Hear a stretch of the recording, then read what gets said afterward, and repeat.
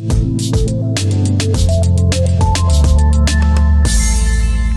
here we go. So Marantz history, and we have some really nice pieces today here at the House of Marantz. We're celebrating the 70th anniversary. So let's get right to it. We started in 1953, where this guy, Saul Marantz, really wasn't satisfied with what was available back in the day. And so this is the time of mono, right? So people were like listening to these little systems in their houses, listening to mono 78 RPM records as well. And Mr. Marantz, he really wasn't satisfied with what was on the market. So he designed this. This is the audio consolette, or later renamed as Marantz Model 1. And it has an equalization for every record manufacturer before RIAA was invented. So you could set the settings to whatever you wanted. You had to put multiple sources here too. So yeah, very neat unit that he made in his basement here in Kew Gardens, New York, and was an immediate success. He had so much demand, he had to hire chief engineer Sidney Smith, which was actually Chicago-based engineer. He came from Radio Craftsman, and he was hired by Mr. Marantz, and he made some modifications to this unit. They grounded a company. They were for a while in Manhattan, but then they moved to Long Island City, New York, part of Queens, like 5 miles down the road. And there they had multiple offices. So Vernon Boulevard was one of them, and then Long Island City Broadway was the second one. And they started a company, so like icons in the making. They started, stereo rolled around the corner in 1958. And this is a Model 7T, but the Model 7C they made with tubes in them at the back was really similar, just like the knobs. The knobs were a bit different. And these are the first aluminum faceplates, aluminum knobs as well, very high quality. Stereo preamplifier. They manufactured along with, for example, Marantz Model 9, which you see here, is a tube power amplifier. 1960 we're talking, mono power amplifier. You needed two of these to have stereo. And they were like, they were not cheap. They were in lawyers' houses and doctors' houses.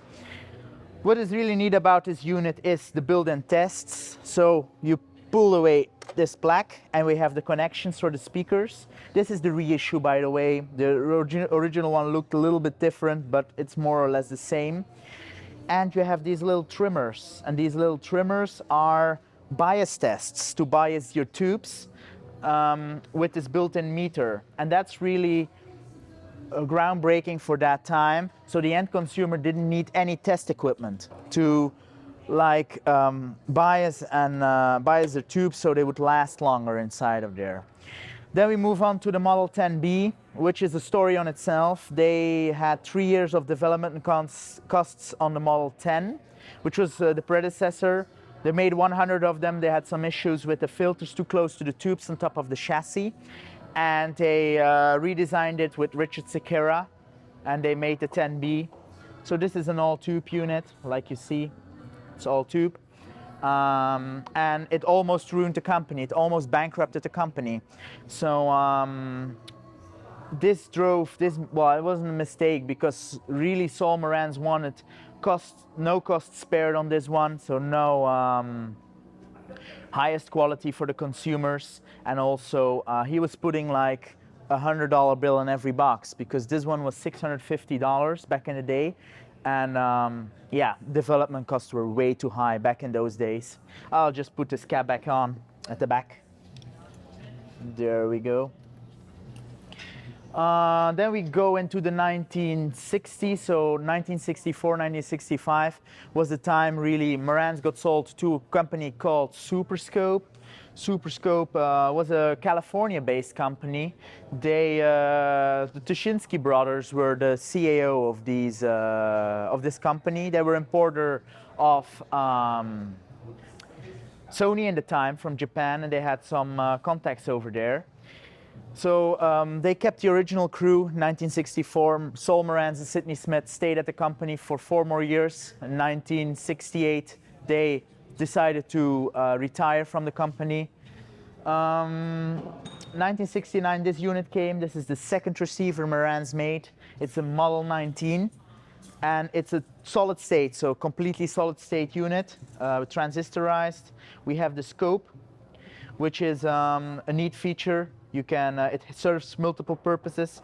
It serves the tuning purpose, the multipath purpose, which you can see if the antenna is set up correctly, but also you have the eye candy of the music playing. So really nice unit with the original wood case, WC9, which is also very rare on itself.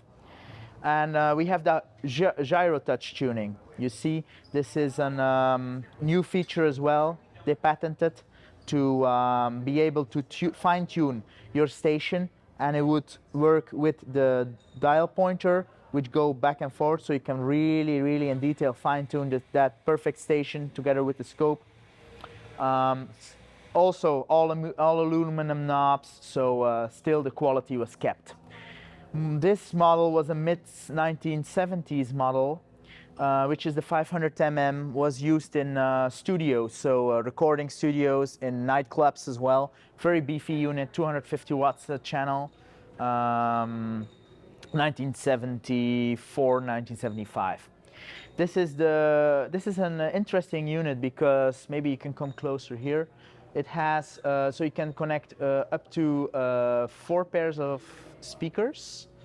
So that's, yes, 4 pairs of speakers for 2 sets. So this unit can handle up to 2 pairs of speakers per set. It's a quadraphonic unit, so it has a SQ at the front here.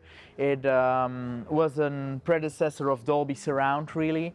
So this one, the system was short-lived though. It worked together with some record labels that had quadraphonic records back in the day, and it worked also with reel-to-reels, like quadraphonic reel-to-reels. Then 1980 rolls around the corner. The European part of Superscope got sold off to Philips in Eindhoven, the Netherlands. They still kept a little bit longer, so Superscope kept a little bit longer the American side of Marantz. So yeah, Superscope did in 1983 a very nice CD player, actually Philips. This is a Philips design, and they stuck the Marantz logo on there, which is an interesting unit because it's the first CD player they ever produced, and it's a top loader. So we open it and you see the huge laser inside, together with a full description on the cover what a CD is. So it's really 1980s design up and top.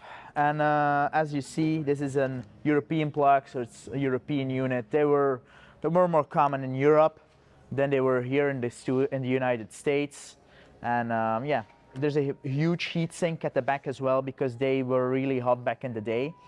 They came, well, they became really hot was, yeah, the component choice, I would say. They reissued this model with a CD63 Mark II Kenny Shiwata signature, which is a range special of Kenny Shiwata, which was a sound master back in the 1980s, 90s, and 2000s. So about that time also, this is the 2000, D&M Holding took over the company. They made a special CD player where they incorporated the porthole we already saw on a Model 9 from 1960, and they redesigned it in a way where you could see the tracks and so this is not on at the moment, where you could see the tracks and you can see the elapsed time. So they put a display in there. Over here, really interesting monoblock as well. This is the MA9S2, which they wanted to look like a Model 9 with a VU meter in the middle instead of a bias meter. Huge power knob, huge selector knob too.